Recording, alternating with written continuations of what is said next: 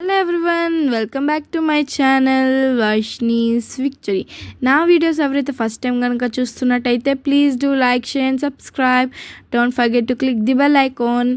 ఇవాళ వినాయక చవితిని మా ఇంట్లో మేము ఎలా సెలబ్రేట్ చేసుకున్నాం మీకు చూపించబోతున్నా. ఇంకా కొన్ని క్లిప్స్ కూడా యాడ్ చేయబోతున్నా.